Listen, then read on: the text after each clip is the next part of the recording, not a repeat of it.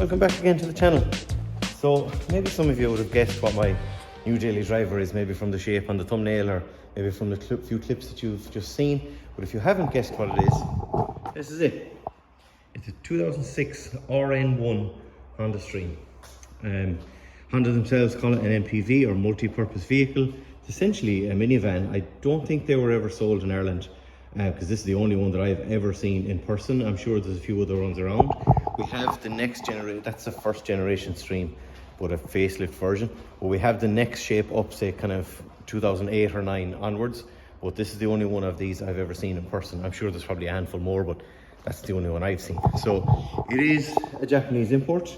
Again, as far as I know, according to the guy I bought it from, it was imported by someone in Dublin a couple of years ago. And a few other hints of it being an import is there's a bunch of Japanese stickers and stuff on the inside. There's the one there that would usually have, you know, like your color code and tire information and all that kind of stuff. There is, it's kind of hard to see there now, but the Japanese little flare is still over there. I'll show you that in a minute. There's another little sticker on the back that has something in Japanese. I have no idea what that says, but amongst a bunch of other stuff, it is indeed an import. It has 177,000 kilometers on it, which is really low. I think that's like 112,000 miles or something like that. I don't remember exactly. We'll have to check that out in a minute. It is powered by, nothing exciting unfortunately, but we'll still have a look. It is powered by the same, let's get this open, the same D17 engine, single cam, that would be, say, in EM2 Civics or ES Civics. I'm not sure what else it came in, but I had an EM2 Civic with this exact same engine in it, except it was manual. This one is a 4-speed automatic. Am I bothered that it's automatic? No. To be honest, it's actually quite comfortable. As I said, I've only had it a couple of days. It'll take a bit of getting used to. I keep reaching for a clutch pedal that isn't there and almost kicking the handbrake.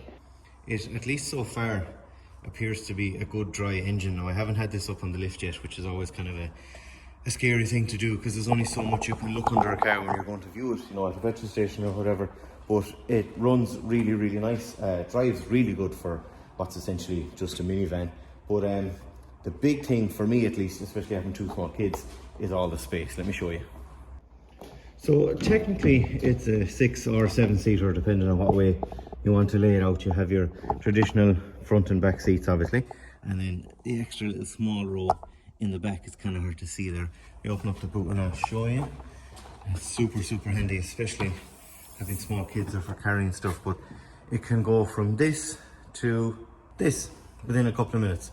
So you've got massive, massive space. That smaller back seat folds down into that, and the front seat, or the middle row, I guess technically the back seat, folds away into that. So you've got loads and loads of space, whether it's for, not that you'd ever be going camping or anything, but you know what I mean. Loads of space, say if you needed to carry stuff or move stuff around or whatever it might be, you know.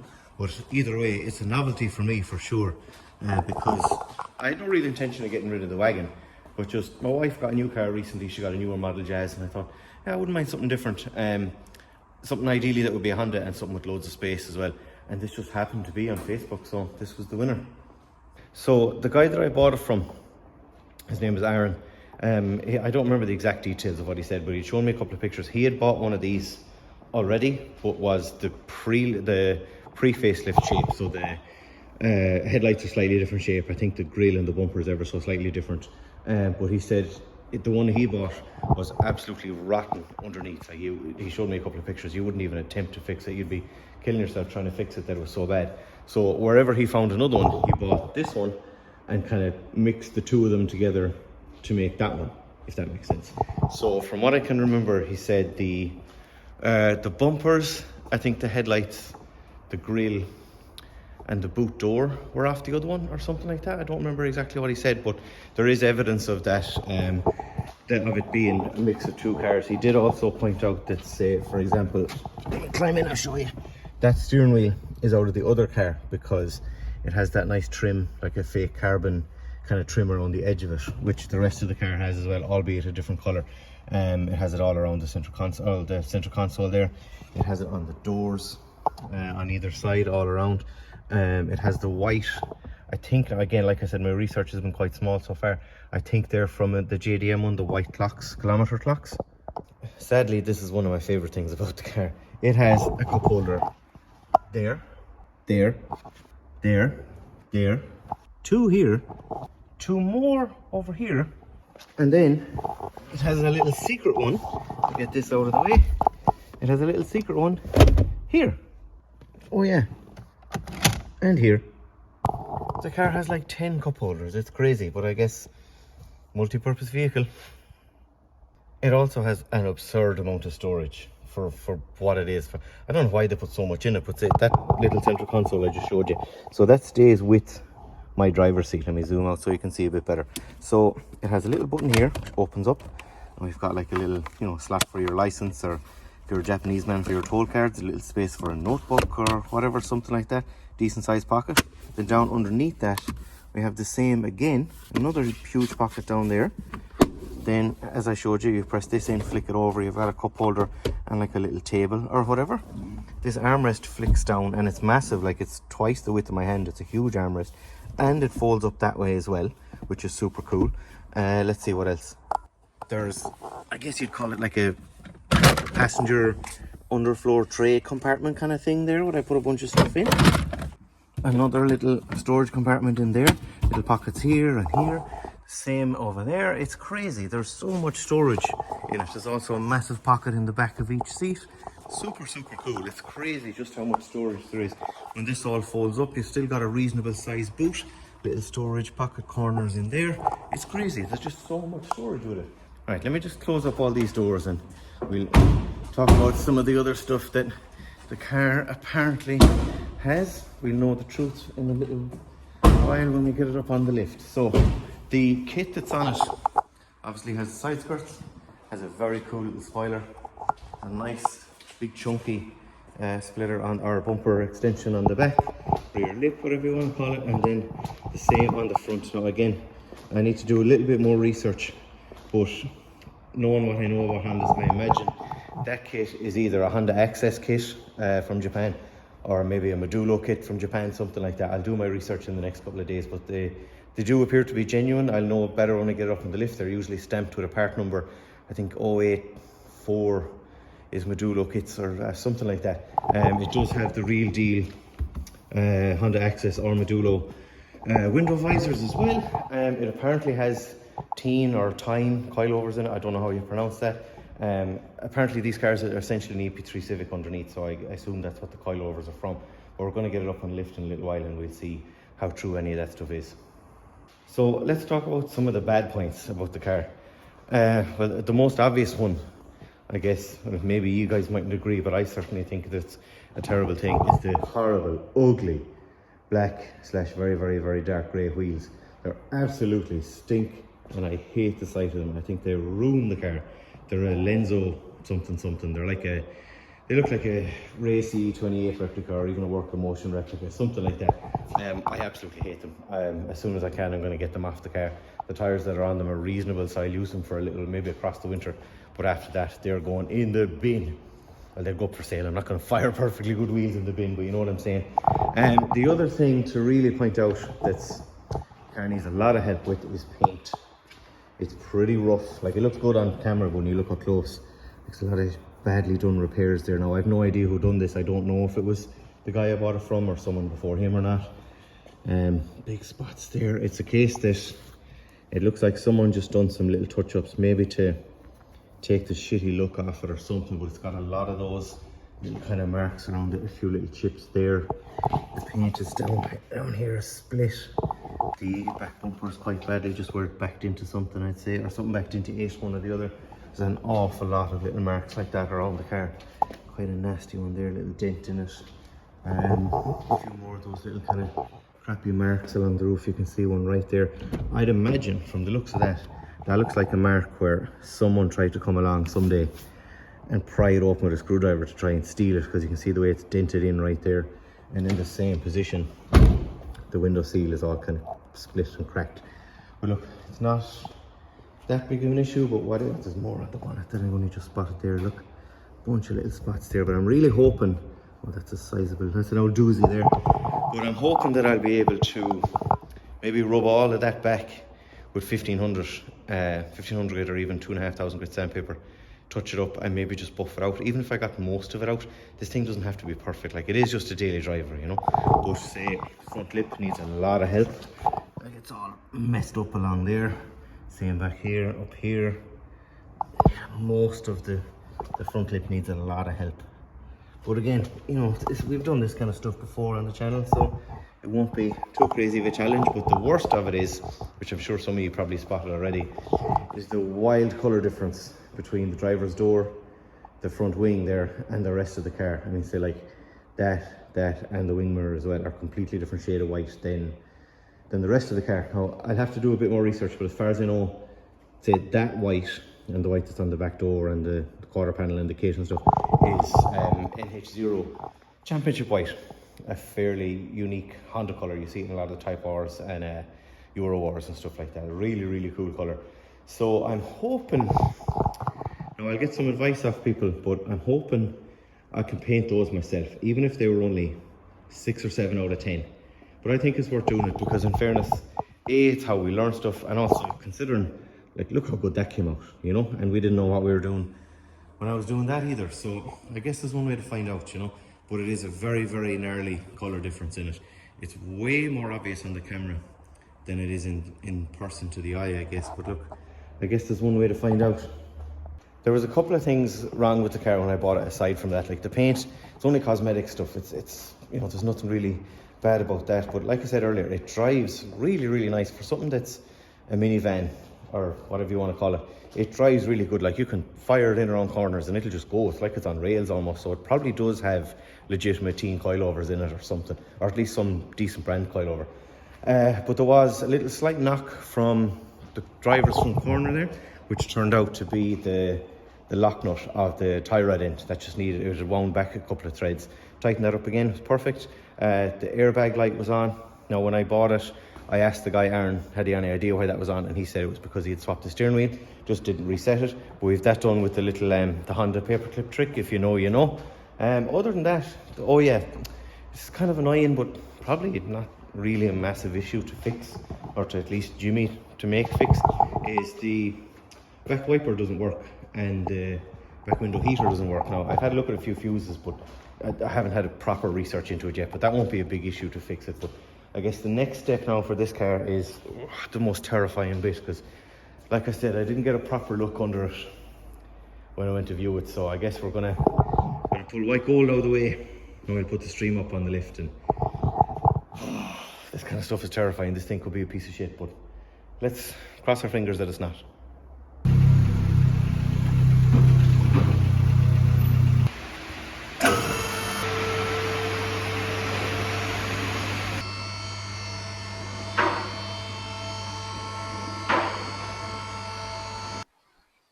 Okay, so car's up in the air.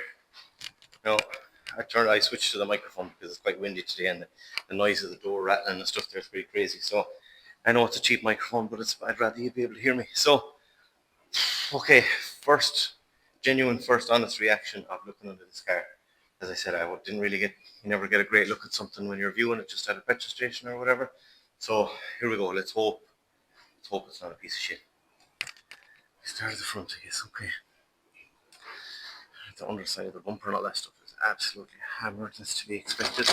Covers hanging down there. We might just get rid of them or drill a hole or whatever. But let's zoom out a bit. Yeah, there we go. That's a bit better. First things first, I guess, is the subframe bent, because I've got caught out that way once before. No, all looks good. Looks like what I'd expect it to look like, I guess. A bit surface rusty, but nothing crazy. That side is a little bit rustier than the other, but that's fine. Oh my goodness! I thought that was a rust hole for a minute, but is it the same inside? Oh, thank goodness! Yeah, okay, right. Up there is a little dirty, but nothing too crazy. Nothing we can't kind of clean up. Let's move down to the sill. The chassis frame, chassis leg. Oh, it looks okay. Yeah, not bad at all. Not bad at all. What about the sill? Yeah, pretty good. This is kind of the same as what the wagon looked like. Oh my God, what about in here? Because as we all know, and I'm sure we've all learned the hard way before, body kits can hide an awful lot of sins, for want of a better word. We've got a factory, couple of factory holes, but nothing crazy. Yeah, another one there. Yeah, just factory holes from a factory side skirt. Okay, that's good. It's a good sign. All along here is pretty nice. This is all fine, just surface rust kind of stuff that can all get cleaned down. Same as like I did with the wagon before. Doesn't feel crispy or anything. Bushings are okay in there. The arms are okay. It does. It does have tyne/teen coilovers in it. They're usually green. They look kind of old. Might be a bad idea to replace those, but I guess they're not noisy or anything. Oh, this thing might be okay. What about up here? Like I said, the guy I bought it from, he had one of all of up here, like literally all of that was gone. Gone. There was nothing there to even start to repair it. Can you feel anything in there? Can you see anything up there? Maybe you can tell me. I don't see anything. Back here. I might have got lucky. With this. It looks pretty tidy. This looks very tidy. Yeah. Okay. We're looking alright. Subframe. That looks good. It's all in one piece. At least there's no big dirty holes in it. Okay, that's fine. What's the fuel filler like? That's something I always worry about. The fuel filler neck looks fine. Okay. Back here, that kind of pocket. What have we got up here? Nothing, just the usual vent. Oh man, we might have got lucky. Again, this was all gone in the one that the guy had before me. The one that this was the creation from. Oh man, I think we're good. 14 coilovers. What do we like up here? Again, just surface rust stuff, but oh, I think we're okay. A little crusty looking, but not bad. Same there. That is a factory hole, that's okay. All along that sill there is okay. What do we like up here? Yeah, it looks good. Oh, I'm delighted. I'm absolutely delighted. Like I said, body kits can always hide sins. I think we're good. Yeah. No, we're good, man. We are good. Oh, thank God. God, I'm so relieved. I was almost expecting that. Now, in fairness, the guy that I bought it from, he did say, look, it's really, really clean shell. There's no rust in it, blah, blah, blah. Everybody says that. I mean, if you believe every person that says that, you'd be the bigger fool. But there isn't. You know, it's surface rusty and stuff like that. But I mean, we've cleaned that up on the wagon before. But for the main part, the main floor, the sill, or what they call pinch weld, whatever you want to call it, the outer part of the sill, where the body kit sits, all of that, like say subframe mounts, the inner wheel arches, all like along here. That's all, or inner wheel welds, I mean. Man, that's all really tidy. It's all really tidy. Brilliant. Absolutely brilliant. Oh, thank Zeus. By Zeus's beard. We didn't get scammed.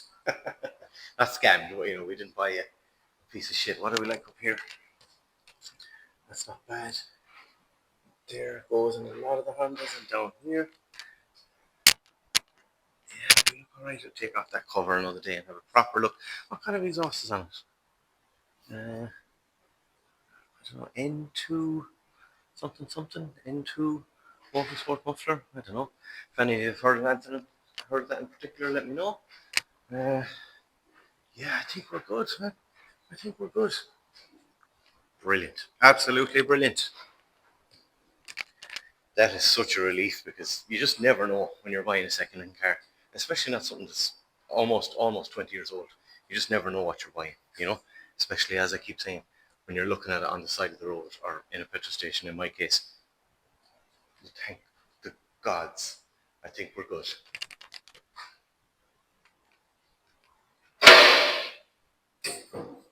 So while we're waiting for that to come down a little bit, you might have seen in my recent video, I started a car club. Nothing serious, just a fun Instagram and TikTok page. So it's at Rise Car Club on both TikTok and Instagram. Shoot me a little follow there. You know, send me a couple of. There we go on the locks. Send me a couple of pictures of your car, stuff like that, and post them, and we'll just try and build like a little fun page. All right. Well, with that heart attack avoided, I think we're going to leave this video here. Episode 1 of the stream. Little introductory video for you guys. So if any of you in Ireland or overseas, whatever, happen to know a lot about streams or own one, know what other things to maybe look out for, or have any little insight into, ownership of them or whatever, by all means, please let me know. But for now, I'm glad we didn't buy a lemon.